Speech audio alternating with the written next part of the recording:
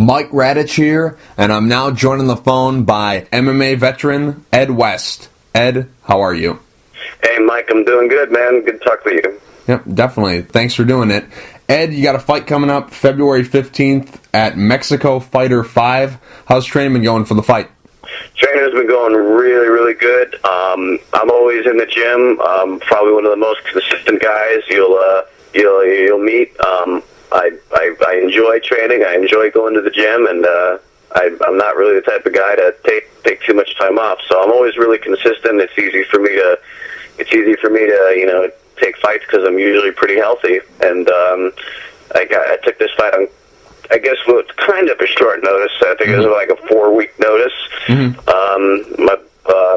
Gustavo sent me something on Facebook saying he needed 35ers, and I jumped on it and wound up being a fantastic opponent for me. And I'm really excited to go down to Hermosillo, which is really not too far from my hometown of Tucson, Arizona.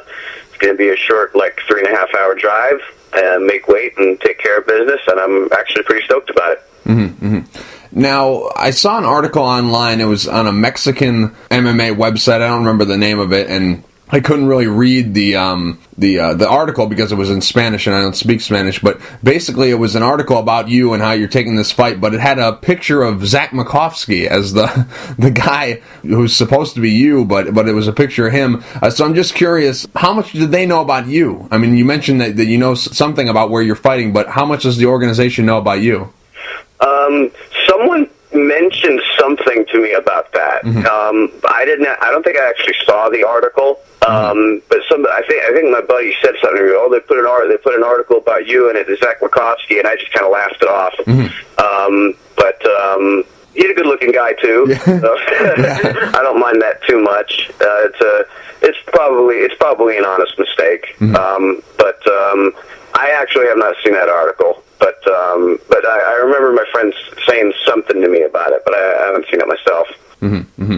And you earlier mentioned that Facebook was how you found out about the fight. Is that how the fight basically came together, or was there some other stuff that needed to go in to get you this fight? Was there other negotiations with the promotion itself to get you this fight, or was it just basically through Facebook? Well, I had there was a post from Shannon Cannon Rich, saying that he was working with this Mexico show, trying to get them fighters, and that they needed 35ers. And I put a post on there. It's like, if you need a 135-pounder, I'll be your man, no matter who it is. And then I was contacted by Gustavo Pols, and then he sent me, and then we exchanged phone numbers, and then we started communicating over the phone, and that's how we got it worked out. So the Facebook thing just started it, which is, I don't know how common that is. I thought it was kind of weird. It's the first time it ever worked out for me like that, but whatever, it worked out. And but I've been coordinating with Gustavo and Mexico Fighter, over the last couple weeks, getting my medicals done, and coordinating, where I got to be, and travel arrangements and all that. So. Doesn't this organization sound like this event especially sound like a movie to you? Because I look at the poster, Mexico Fighter 5. It sounds like a martial arts movie. Do you feel that same way? I mean, you look at the poster, it's like Mexico Fighter 5 starring Antonio Darte and Ed West. I mean, look at the poster. It just kind of feels that same way, doesn't it? It's kind of funny. It looks pretty cool. I'm actually, I've fought a lot of fights in kind of border towns in the Southwest. I fought in Tucson, Arizona, not for a long time, but I fought a bunch in Tucson, and I have a title in Yuma, Arizona, for a promotion called Desert Rage, and I fought there a couple times. So really, Hermosillo is really not too far away. It's really just a few hours away, and me and my corners are gonna rent a car and just drive down there rather leisurely, and I'm gonna make weight, and I'm like I said, I'm pretty stoked about it. If they make it like a movie, that'll be better for me. Right. Now, you haven't fought internationally. I mean, you're still fighting in North America, but this time it's going to be in Mexico. How important is that for you? I mean, you've been fighting stateside for a very long time, but how important is it for you to, expand your horizons and get your name out there to an international audience? I think I'm gonna be pretty well known in Mexico. Actually, I've been fighting professionally for 11 years now, and I'm pretty well known in the Southwest. Like I said, I fought a lot in kind of close to the border. I have a lot of friends in Mexico, and since word's been getting out, I've had a lot of people contact me saying like, oh, I know people in Hermosillo, I'm going to go down there, and so on. So I think it's going to work out really good. I never really worried too much about exposure or who's coming to my fight. I just try to think about whether or not this is a good opponent for me, and that's a good fight and all that. And that's mostly what I concern myself with. Where the fight is usually doesn't concern me too much. As long as the fight works out for me, and it's a good opponent, then that's usually what I think about. And Antonio Duarte is I think he's probably, if not one of the better fighters, probably one of the more well-known fighters, if not the best 135er in Mexico. He's pretty experienced. He's got like 20 fights, and he's fought for Tachi Palace, among other organizations, and I think he's a really, really good opponent for me, and I'm really excited to go down there and beat him up in Mexico. Definitely. Now, it's been a little less than a year. I mean, it's February 7th today? And the last time you fought was February 28th of 2013. So what's been the holdup? Why haven't we seen you in action basically in a year? Well, that's slightly complicated. I fought for Bellator February 28th. Right. And shortly after that, Bellator wanted to re-sign me. Right. And I'm not going to go into too much detail about that, but for professional reasons. Sure. But I decided not to re-sign with Bellator, and I had asked Bellator for a full release, which they said they would give to me. And for whatever reason, they just didn't get around to it for a while. So I wound up not getting my full release from Bellator until July. So the first half of 2013, I wound up kind of chilling out, waiting for the release from Bellator, which I didn't get for a few months. So when I finally got my release in July, I then hopped on the boat and I started looking for fights, and as my luck would have it, very shortly after that, I got injured around September, and I wound up having to take another few months off because, and I actually had a fight that I had like two fights, that I had kind of, on the radar for the end of 2013 that I wound up not being able to take because, I had a very inconvenient, very poorly timed injury that I wound up taking some time off. But I'm all healed up right now, and I'm really, really anxious to get in there and get doing it. I wanna hopefully crank out another 1 or 2 wins right now, and hopefully I'll get that call from the UFC sometime later this year. This is what I'm hoping for. Yep, definitely. Now, I know you said you can't say a whole lot about the Bellator situation, but I have 2 things. First thing is, were you surprised that they didn't immediately grant you a release from your contract, but they eventually got to it? Were you surprised that they were able to do that? Because there's not a whole lot of guys that have fought for them that, especially the way you were coming off of a win, and it was a very impressive finish to that fight. Were you surprised that they ended up letting you go? Well, my contract was coming to an end at the end of 2013 anyway. Right. And they wanted to re-sign me. Right. And it was my decision, and it was a very difficult decision. It was probably one of the harder decisions I made in my career because I very much I very much liked Bellator. I liked all the people I worked with, and I was very thankful for the exposure and the experience that I had with Bellator. I enjoyed very much everybody, like I said, that I worked with, and so it was a very difficult decision for me. But my contract was coming to an end anyway, and they wanted me to re-sign before the contract came to an end. And they tried for it. They wanted me, but but I had to make a decision for myself, and try to look at not just money, but think about my my legacy as an MMA fighter, and what I want to do with my time left in the sport.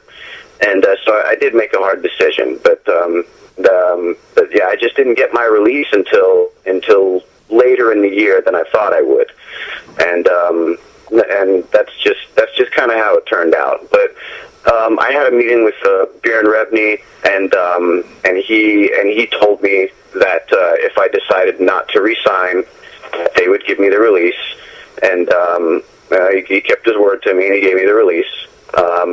Maybe I think could have been a little earlier than I would have liked, but but nonetheless, they did give it to me. I understand, paperwork and bureaucracy, and sometimes that can take a second, but nonetheless, I got my paperwork, and I got it to my manager, and we started the ball rolling as soon as we could. But as much happens in this very inconsistent business, and shit happens. I'm sorry. I mean, stuff happens, and stuff happens. I apologize, and like I said, I wound up having a really slow year in 2013, and that's just what wound up happening. Mm-hmm.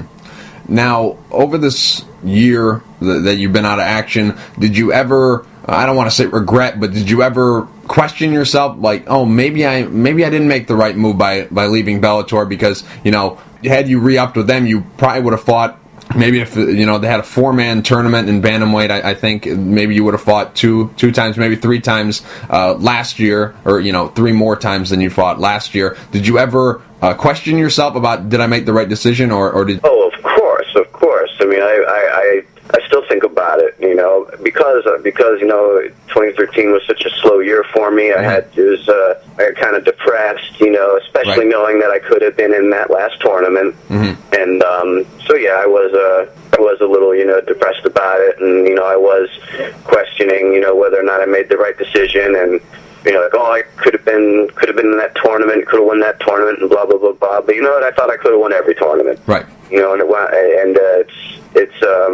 So yeah, I still think about that, but at the same time, I've made a lot of poor choices with my career, as far, in all the years I've been in the sport, and I decided that I gotta make another very difficult one, and I gotta do it for myself, and I didn't want to. If I was still with Bellator, then I'd still be thinking, what could have been, what would have been, and I want to take that next step, and I want to. I know a lot of guys who've gone to the UFC, and I just thought to myself, there's no reason why I can't get there. Not a single reason at all.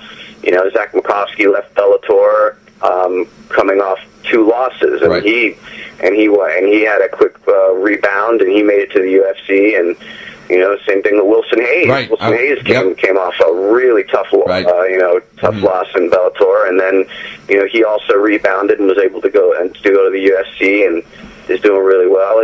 So there's no reason why I can't do that too. As long as I train hard, and put the work into it, make the right choices, I'll get there too. I'm very consistent. I'm one of the people who, like I said, I enjoy going to the gym. I enjoy training. I don't think it's work. I love martial arts, and I'm a full-time athlete. I live a very clean lifestyle, and I take good care of my body, and I'm absolutely sure that I'll be able to get there too. And that's kind of the decision that I had to make for myself. Where do I want to be in the next 4 or 5 years, right? And looking forward at the time, do I still want to be with Bellator, or would I like to, roll the dice and take a chance and try to get something, better for myself? So. Mm-hmm. Now, back in October-ish, maybe September, October-ish, I heard a rumor that you were in talks with World Series of Fighting. Was that true? Were you ever in negotiation with them? I was not officially in negotiations with them. I did inquire with World Series of Fighting, and just just kind of inquire about. They were kind of at the time a new organization. Right. They still are kind of new, and so I had kind of inquired about them, and seeing what they could offer me as far as employment and opportunity. But I came to the conclusion that that's not where I want to be. I had always, throughout my entire career, I had kind of consistently fought with the number 2 organizations in the world. I was earlier in my career. I signed with the IFL. Yep. And I had a little stint in the IFL, and then after I got done with the IFL, I went on a nice little tear. I had a bunch of good fights, and then I signed with Bellator, and so I thought I inquired about World Series. They've been I thought about it and inquired about it, but I came to the conclusion that I want to be. I want to be with the best organization in the world, and rather than, I'll go again with the number 2 organization or a number 2 organization in the world, which is kind of what I've been doing. I've been, like I said, IFL, Bellator, always, so I think, I don't know if World Series would be the place for me right now. I mean, I know that they're trying really hard. And they got they've signed a lot of really, really good fighters. Mm-hmm. But a lot of their fighters who they've signed haven't really competed too much. Right. And for me, consistency is a big factor. I wanna be able to have fights on a consistent basis. And I think that I just didn't know if World Series would be the place for me to do that. Mm-hmm. Well, it definitely makes sense because show frequency is what it's all about, and right now it's the UFC and Bellator. Those are the only organizations that are running shows all the time. Like World Series of Fighting, they have a show, and then maybe 2 months later they have another show. But the guys who fought on the previous show aren't going to be fighting on the next show because all the guys who fought before that have to get on another show. So I definitely hear what you're saying. But earlier, I'm not sure if you mentioned what exactly the injuries were that you've been dealing with over the last year, but what exactly were those injuries? Oh, that is not something I'm gonna go out on. Okay. Just things happen. I'll just say I pulled something pretty bad. We'll just leave it at that. But I've been able to work around my injuries, and I'm pretty good about that. I'm a very well-rounded guy. So if I can't do one type of training method due to my body, then I can sure work on another thing. And that's what I've been doing. I've been just kind of drilling a lot and focusing on my technique. And like I said, I'm always there. If you're a good athlete and you know how to work things, there are a million different ways that you can stay in good cardio shape if you know what to do. And and I always have a gas tank. You watch any one of my fights, I always have a really, really high heavy output, and I'm always in shape. I've never gassed in a fight, and I think that's something that people can count on me for. So I'm fully recovered. I've been fully recovered here for a good month and a half, and since the year started, and I'm ready to roll. I'm ready to get on it. So we'll without being too specific, we'll just say I pulled something pretty good, and I just wound up having to make a smart decision, to keep my to not chance fighting super tough guys for not a lot of money when you're all tweaked up. Mm-hmm. Definitely. Now, last time out at Bellator 91, you defeated Josh Montoya by head kick KO. That was your first knockout. How sweet was that you were able to get your first knockout in such a highlight reel fashion? I was really excited about it, and I did not know I was going to knock the guy out. Every guy who I talked to who has knockouts or is known for knockouts, they tell me never look for the knockout. Mm-hmm. You know, they say it just happened. You know, don't try to knock the guy out. It just happens, and sure enough, that is what happened. I didn't really think to myself, I'm gonna go smash this guy. I'm gonna knock this guy out. You know, I was just throwing up a lot of strikes. You know, I was kicking the guy, and I was punching the guy, and I was moving around a lot, and then pop, and then it just hit, and then there it was, and my plan with Josh Montoya. I thought that I was going to have a little bit of physicality on the guy.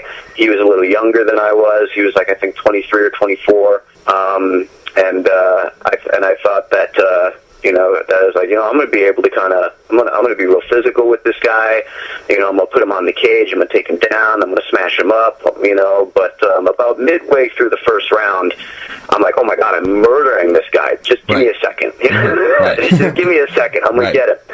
And I felt something. I felt something was coming. I felt my momentum, really, really strong. And I knew I was whacking the guy. Right. I was hurting him bad every time I was kicking him, and I was landing, almost any strike I wanted on him. I hit that guy with everything except the car. I even tried the Anthony Pettis, Showtime kick off the wall, but I felt like I could do anything I wanted in that fight. I was just in the zone. Everything was coming together, and I'm just really happy that it happened the way it happened. And my kicks are my best weapon. I'm not like super surprised that it happened because I'm in the gym every day. I kick somebody in the head and I hurt them, or I kick someone in the liver and I hurt them. And so I wasn't too surprised about it. I throw my kicks up all the time, and I'm very confident in that.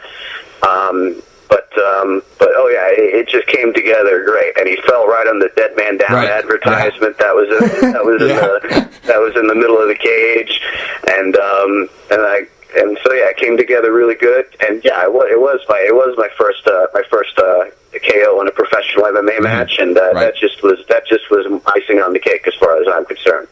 But it will not be my last. I've always been a very confident striker, and I've stood a lot with a lot of guys who are considered really good strikers and really good knockout guys, and I've held my own with all those guys, Luis Nogueira, Brian Goldsby, guys who are known for being, heavy-handed, hard-hitting guys, and so I'm very confident that that's not the last knockout I'll have on my record. Mm-hmm, mm-hmm.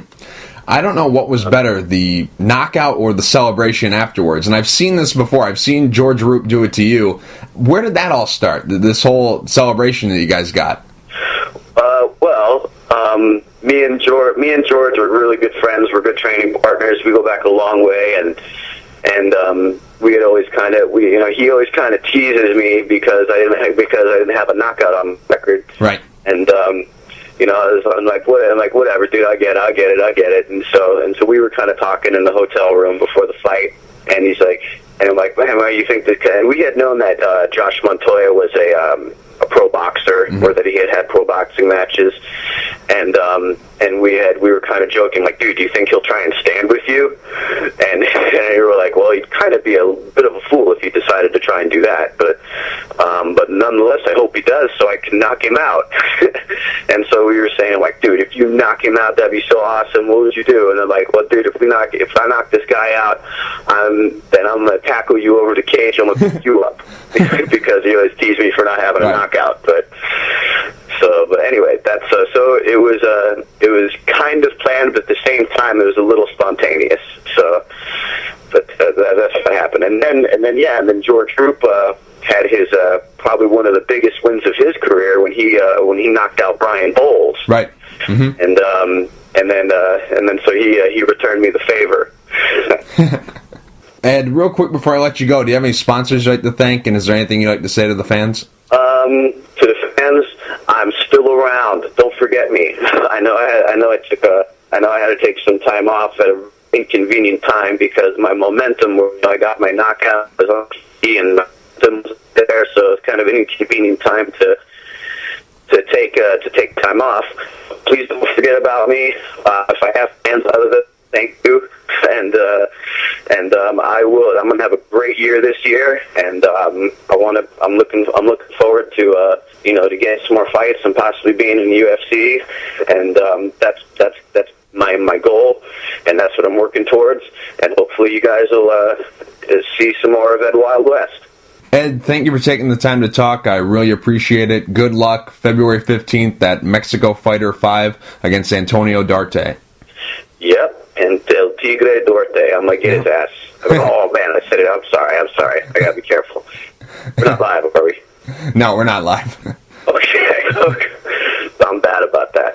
No, I'm going to go beat up Antonio Duarte, and I want to just thank everybody for their support, and I'm going to have a great fight, and hopefully have a really good year.